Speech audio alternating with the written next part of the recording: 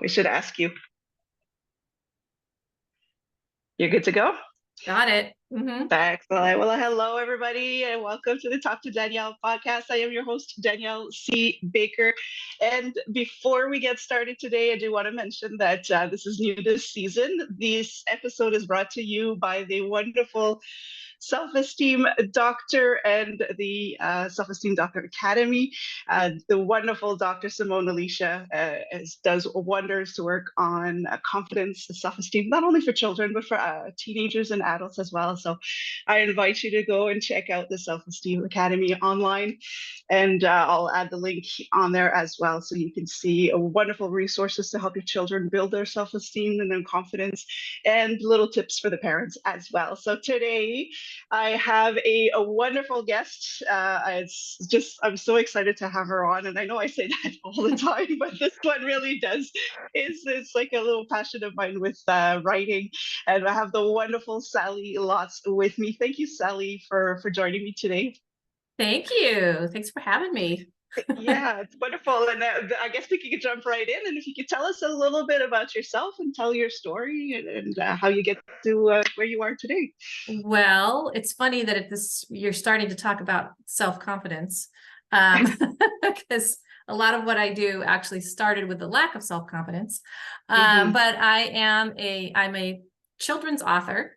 So that means I write for kids anywhere from children who read picture books all the way up to young adult, which is age 18. I am a writing/book coach, so I help people tell their stories and get them written. And I am a mentor for writers, helping them sometimes get through the struggles. Where'd I come from? That's a that's a long story, but I grew up in a cult, actually, which is my starting story. And my creative spirit and education was not something that was pushed or encouraged. In fact, it was strongly discouraged. And so for me to become a writer and be creative and come out of that is a big win. Yes, absolutely. Yeah. And then on top of that, because this is the self-confidence part, I was also a child, and I am still an adult, with ADHD and dyslexia. And I chose a career with writing. Right. That's just a small kind of weird, challenge. It's a small challenge, but I make it work. Amazing. Yeah. Yeah. That is incredible. I learned a lot about you today. I didn't know about that. And I like that you mentioned that, because a lot of people don't tend to talk about the struggles that they go through every day. You kind of mask that off but that is impressive to say, I'm going to be a writer and help people write. But I do have these challenges every day that I face. That is amazing. Yep. So I think if I can do it, you can do it. Absolutely. That's my feeling. Yes, you're definitely the one who can tell us that. Yeah. Yeah, you can do it. Is there a defining moment? Because you were a writer, and I've seen your books. They're great because I work with children, so I'm always excited when I see children's books. But is there a defining moment where you knew that you needed to go further than just writing? That you just wanted to help people, coach them and mentor them through and getting their books done? So it's kind of strange when you're in the writing world, especially the children's writer world. You need to be with other writers. You need to get feedback, and you need to get other people's opinions on what you've written.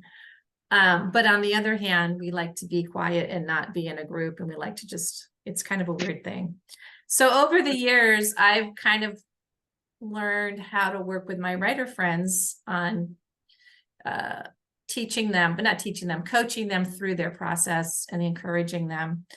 And on the other hand, people who are not writers, when they find out that I'm a writer, they always tell me, oh, I want to write a book. Oh, I have a book idea. Oh, I just wrote a book, but I don't know what to do with it. And so kind of from those two passions, they just kind of melded. And I just started telling people, well, if you're serious, I can help you. And you don't have to be a writer. I can teach you everything I know and help you through the process.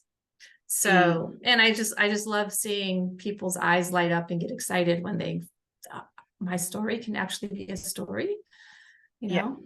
Yeah, it's kind of fun. It is. I think it's great Yeah, because we mentioned that before we were recording, but I've been sitting on my book for a little over a year. It's done. It took forever to get it done. Well, yeah. no, once I started writing, it was quick. It took forever to decide to get it done, and Mm-hmm. then once it was done, and that kind of leads into my next question. But once it was done, uh, all these other inner struggles started popping up. It was like, am I Mm-hmm. really going to be doing this? So it goes beyond just writing the book. Can you kind of tell us a little bit, as a writer, because you've lived through it, Mm-hmm. and now as a coach and mentor, are there, you talk about unleashing your inner writer. What are some of the struggles as a writer that you could go through that nobody talks about? Can you share that with us a little Oh bit? boy, there's so many. There's so many, right? Well, it's different for every person, but the main struggles, the very first struggle is people have is just getting started. Like you just said, Mhm. I had the Yeah, idea, but I didn't do it. I just sat on it. yeah. Because it's like they don't know where to start, they don't know how to start, they don't know if it's any good. So they stop themselves immediately from even Mhm. starting. Another struggle is also, is my writing any good? Is somebody going to steal my idea? Right. I hear these things all the time. What if I get stuck? Mhm. That's a big struggle that people have of getting stuck. And also, I think once you've got the book finished, is letting it go and letting Mhm. other people give you feedback, letting other people see your work. Because when you're writing, you're kind of writing for yourself. You're writing in this vacuum world where nobody's looking at what you're reading, but Yeah. your audience needs to be connected to your work and needs to understand it, no matter what type of book it is. If it's kids, if it's a nonfiction book, if it's a cookbook, whatever.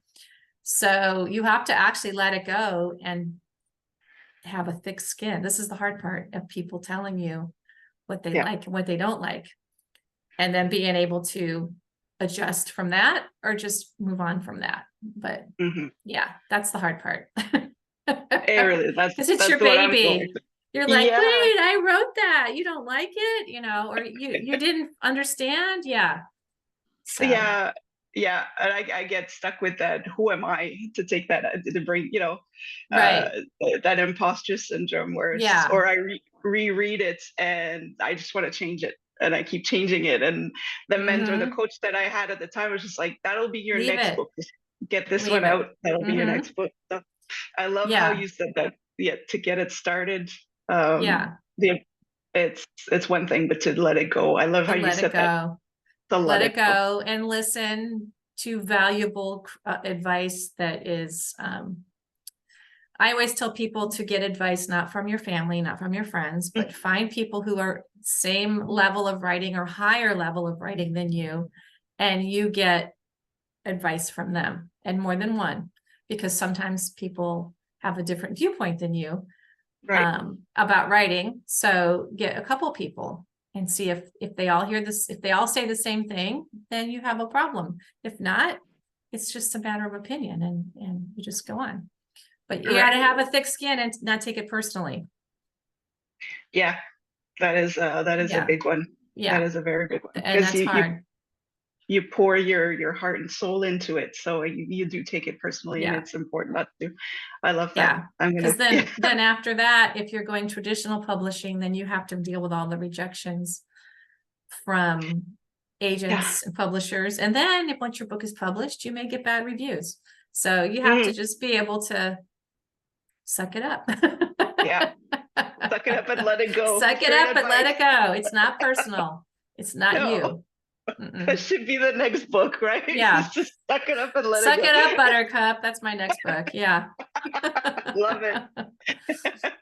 I wanted to ask you because that's the advice that I had gotten when I'd been thinking about writing this book for a bit and couldn't get it started, didn't know how. And the person had told me, just write the word the.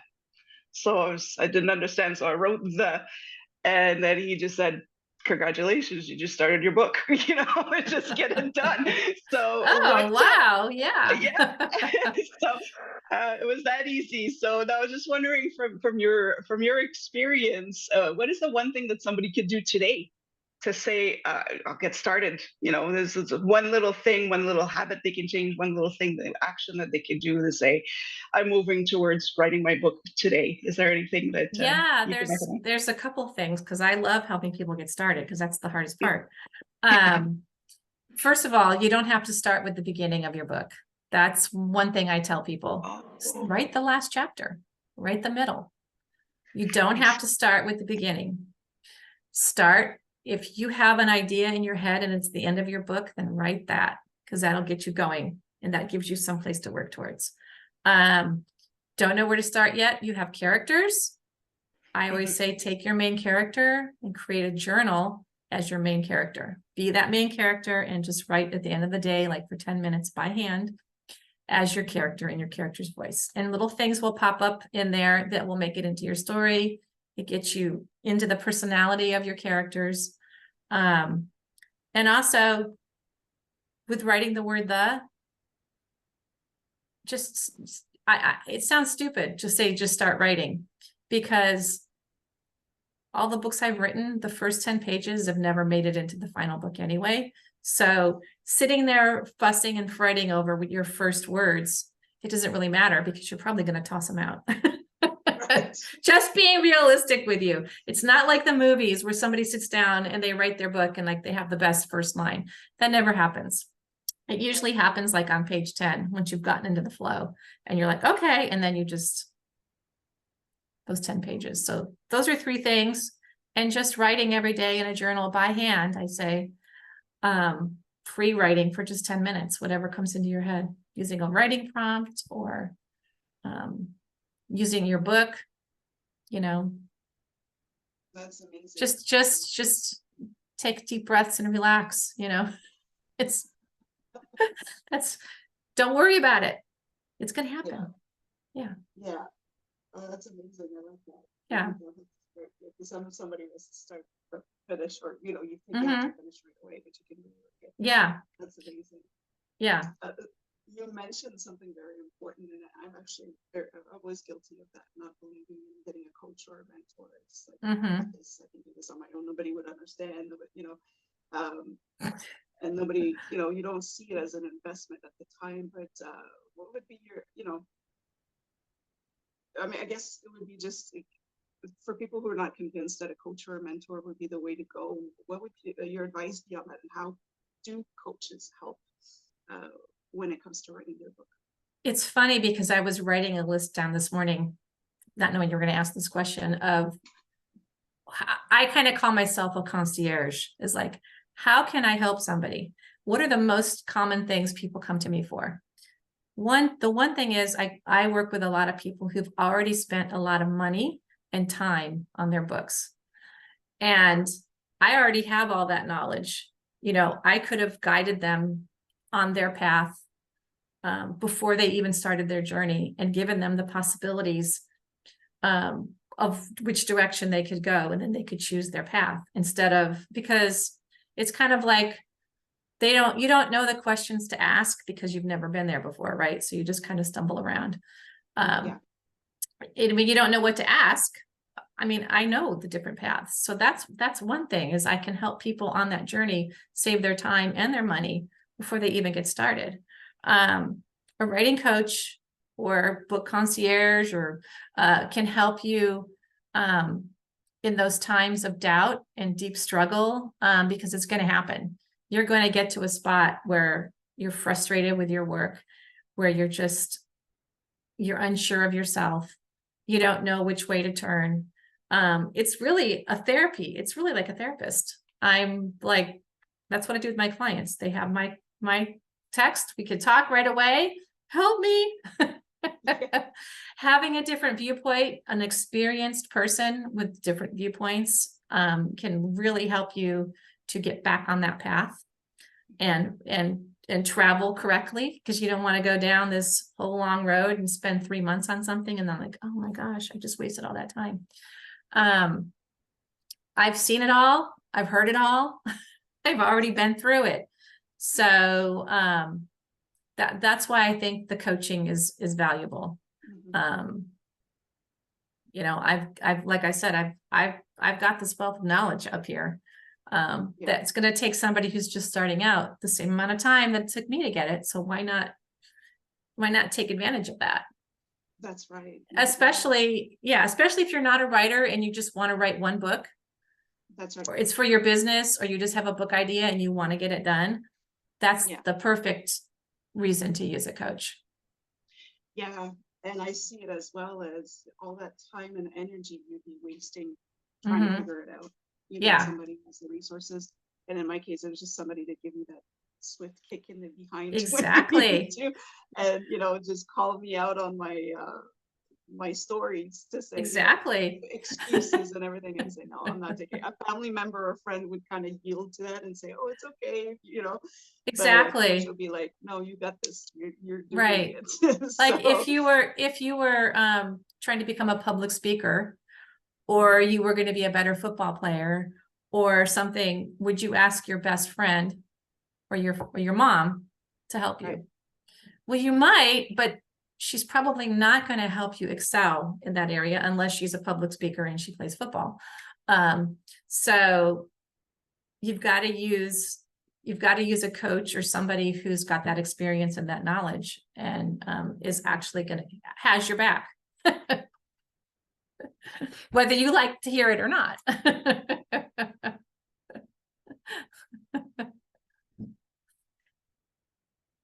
You're muted.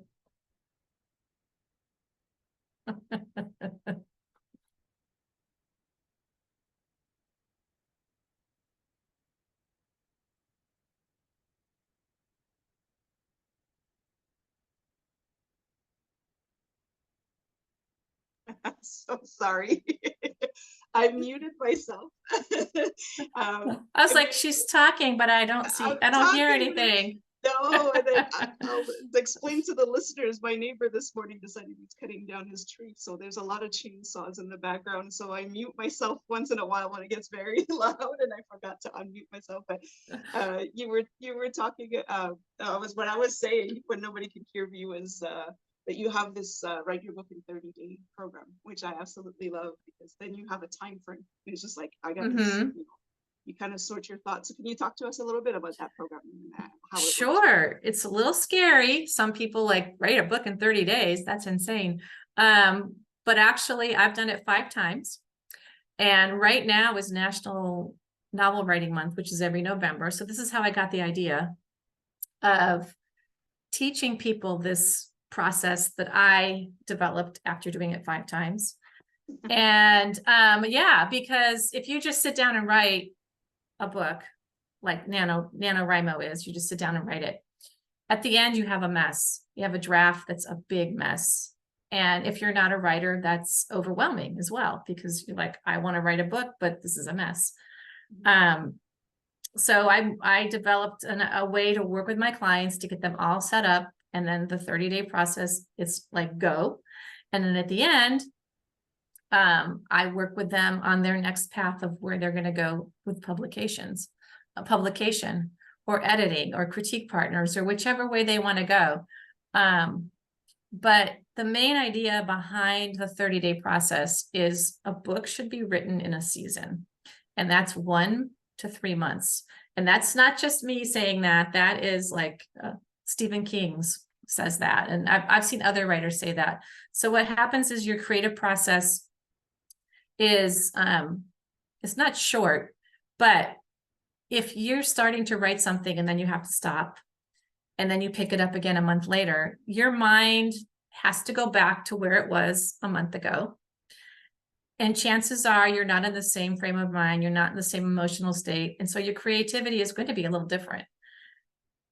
So I don't know how you wrote your book, but I'm sure if you did it over time, you probably experienced that when you sat back down, you had to go back over and read what you were writing and try and get back in that space again. I've worked with people who, before they worked with me, they spent 6 years on a book, and then we finished it in 30 days. And it was really like, why am I letting this drag on? Why am I pulling this along and, you know, it's a heavy burden. It's a weight because I want to finish it. But if you understand how that creative process works, and once you get into it, it's like a trance and you can get it done. And at the end of 30 days, you've got that book and it's ready to go on whatever path you decided to at the beginning. Yeah, that's great. I didn't know about the season one, but I remember when I did write my book, it was all at once, but when it was rereading time, when I kind of let it go cold for a little bit. Yeah. And when I went back to it and started rereading, that's where I wanted to change everything because I was not in that same state of mind. So yeah. And that's part of the process when I'm working with people is we do a nice framework beforehand. So they have a guideline. They're not just writing blindly, and they have a nice guideline to go along with, and keeps them on track. Because when you're writing, sometimes things happen and you decide to go this way or go to the right or go to the left, and you swerve. Yeah, it's the swerving part. Yeah, exactly. the swerve. Yeah. Yeah, no, I think that's wonderful, and you have that accessible. I'll put in the information a little bit later. Yeah. But I think it's wonderful to mention because sometimes you just need that time frame. So that's how I'm getting. Yeah. You find other things to do. Yeah. And that's not my only way I work with people, but that's my one main way. So it's the fun way.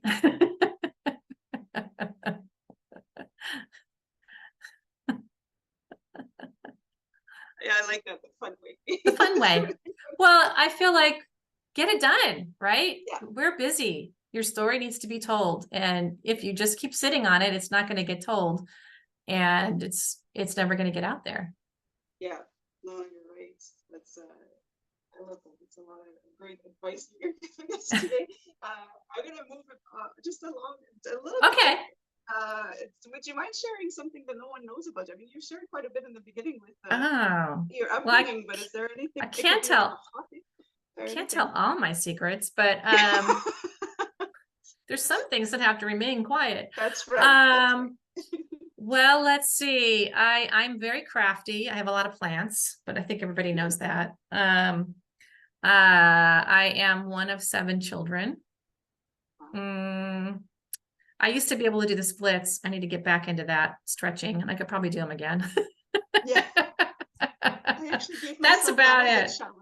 Yeah, that's one of my challenges for the years to do the splits. I don't know why. It's like I want to be a cheerleader all of a sudden, but I think I can. I think I can do it. I used to be a dancer where it was just like you just did it. Oh yeah. You never actually trained because it started young, but now I realize that I'm not young. No, anymore. you gotta stretch. Yep. Need a little stretch. Yeah. So I don't really think I have any secrets, Yeah. Well, that's okay. I think so people don't know. Yeah, that's kind of fun. I like to change it up a little bit. And is there any advice that you wish you would have had earlier that would have made your life so much easier when you were younger? Well, if I hadn't grown up in a cult, things would have been much easier because education was not pressed on me.